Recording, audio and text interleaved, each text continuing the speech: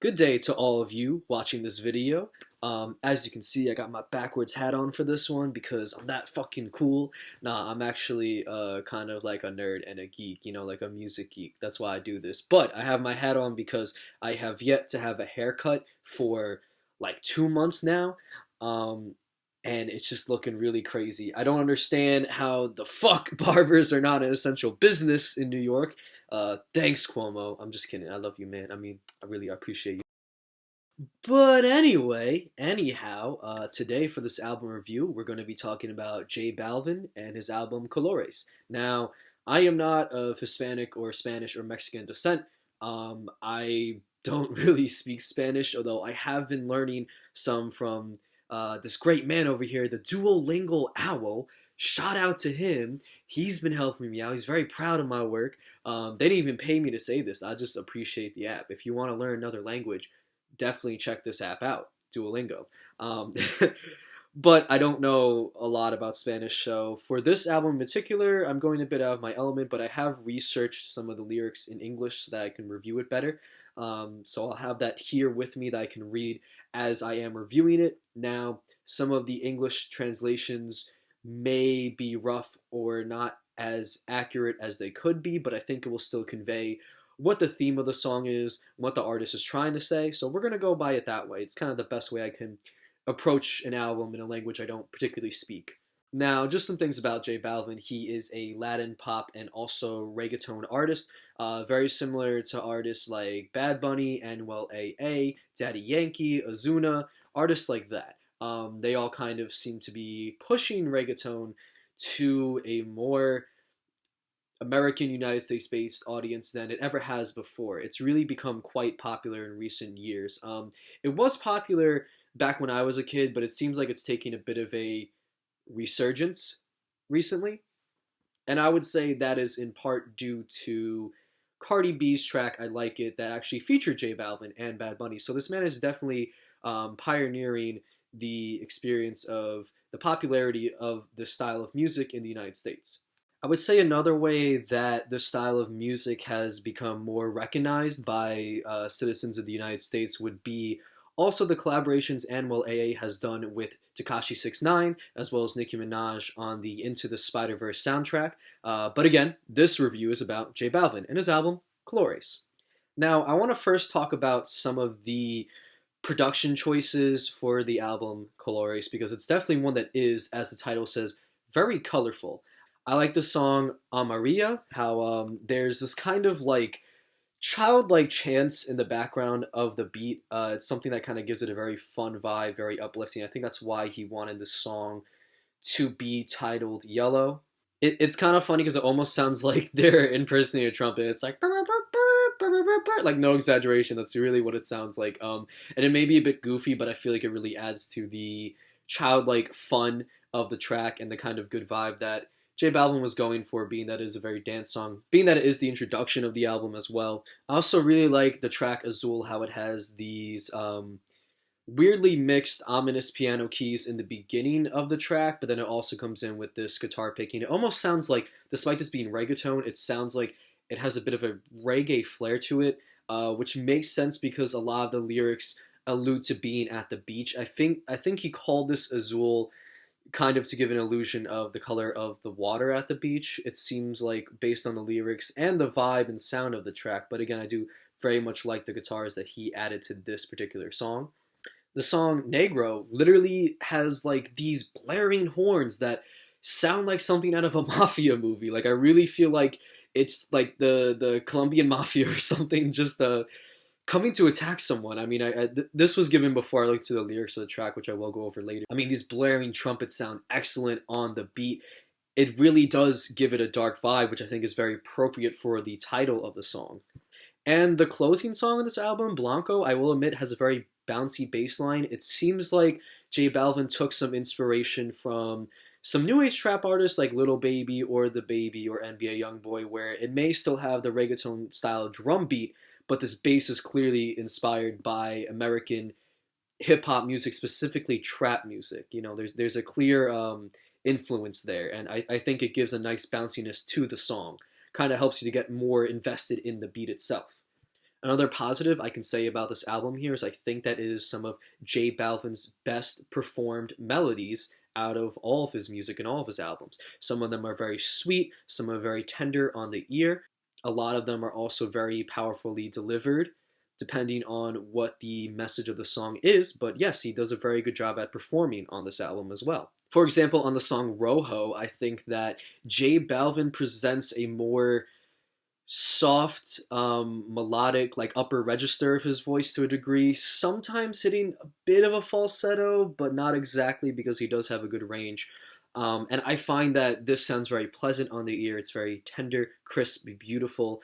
It really matches the wavy tone of the instrumental, although I think that this instrumental, like some on the album, really is kind of what you typically get with a reggaeton beat. It's not exactly reinventing the wheel, but it is one of my favorite melodies on this entire project that J Balvin performs very well.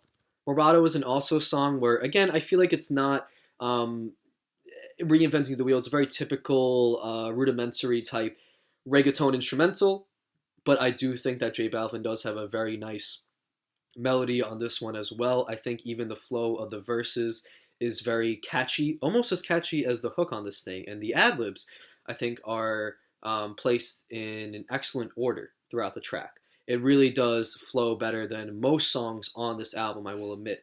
And again, the melody is very crisp. Excellent performances from J Balvin for these couple of songs here.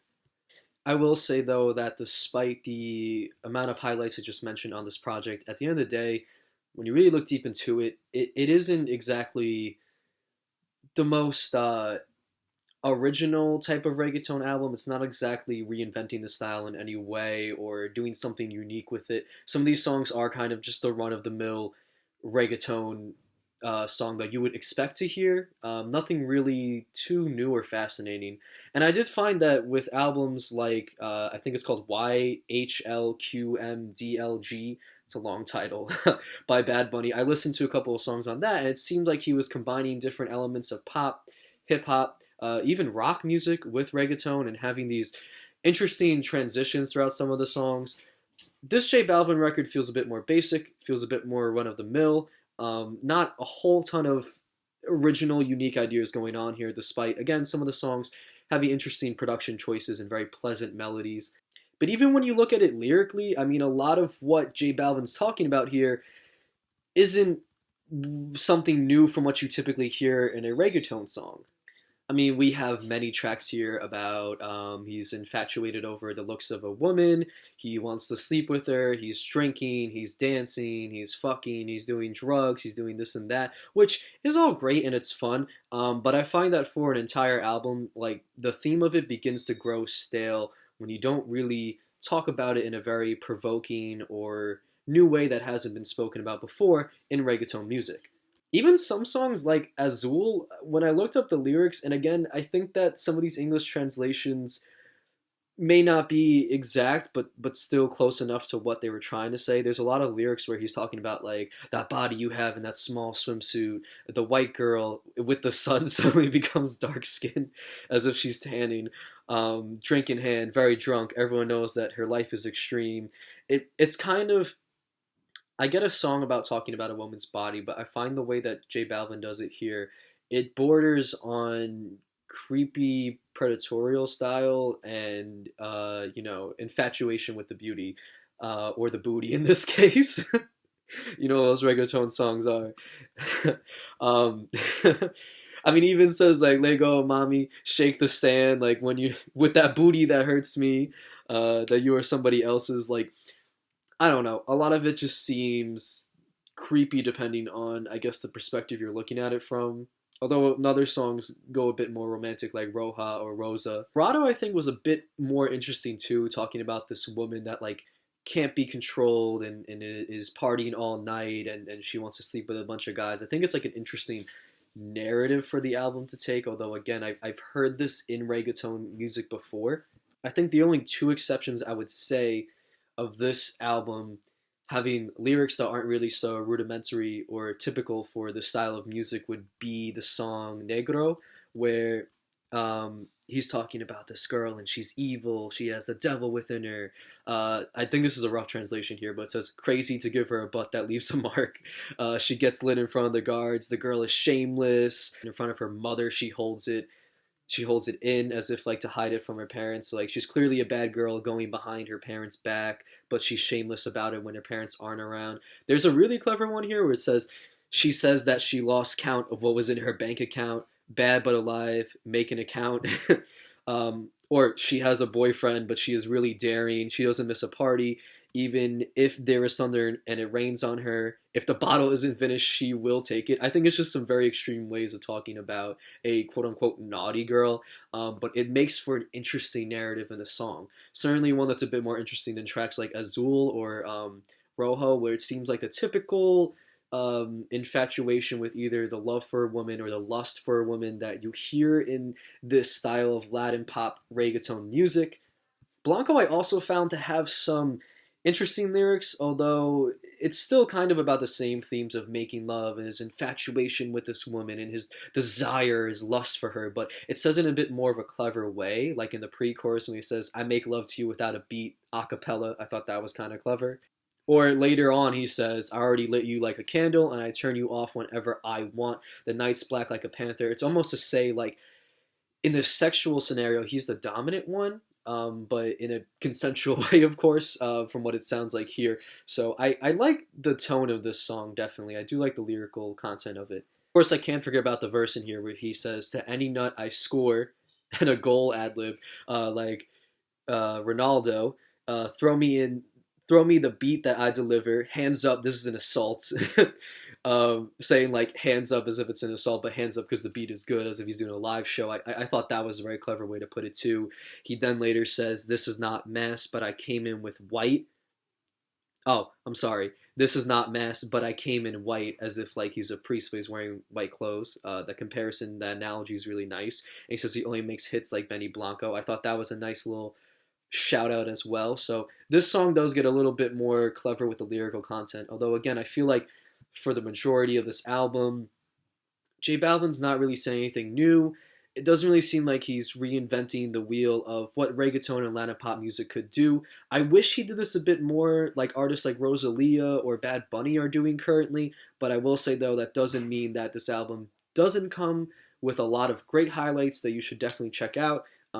As I said earlier, there are some unique production choices. There are some very sweet, pleasant melodies, and it's fun. You know, it's reggaeton. It's nice to dance to. So, does he necessarily need to reinvent the wheel? No, it's still a fun album. Do I wish he did a bit more or was a little more original with his style? Yeah, but I think that in the future, as reggaeton progresses and grows in the way it has, and Latin pop as well, I think we'll see J Balvin really kind of define himself as his own unique artist. So, for this particular J Balvin Colores album, I'm feeling 3 out of 5 little devil emojis, much like the woman he was describing in the track Negro. Definitely a highlight for me on that album. I still bump that to this day. But yeah, can't wait to see what J Balvin does in the future. I'm liking a couple of tracks here, so 3 out of 5. I'm going to be reviewing a lot of hip hop albums that came out recently, so stay tuned for that. And thanks for watching.